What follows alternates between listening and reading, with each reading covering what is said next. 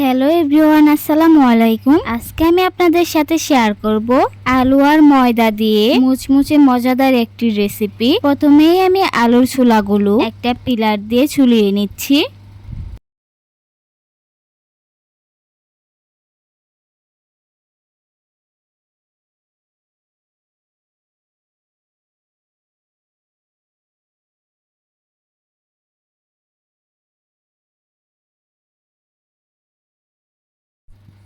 সবগুলো আলু ছুলিয়ে নিয়ে পরিষ্কার পানিতে ধুয়ে নিচ্ছি।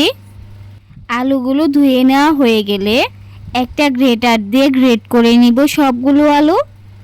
আপনারা চাইলে কিন্তু বটি দিয়ে পলে নিতে পারেন, কিন্তু আলুগুলো গ্রেটার দিয়ে কুচি করে নিলে সবচেয়ে বেশি ভালো হয়।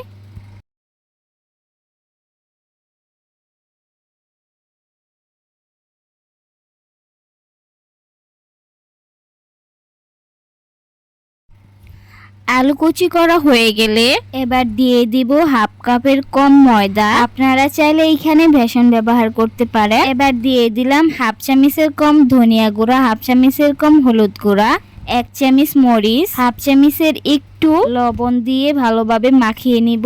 এইখানে কোনো রকমের পানি ব্যবহার করা লাগবে না। আলুর ভিতরে যে পানি থাকে তাতেই কিন্তু হয়ে যাবে এই ডোটা।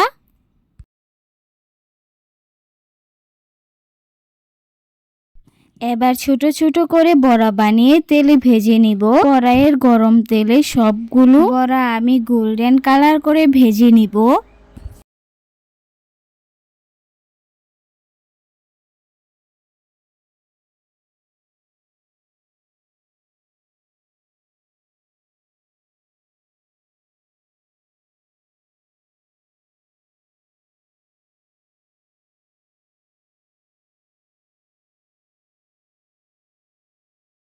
যখন দেখতে পারবেন বড়াগুলোতে এরকম সুন্দর একটা কালার চলে আইছে, তখন বড়াগুলো তুলে নেবেন।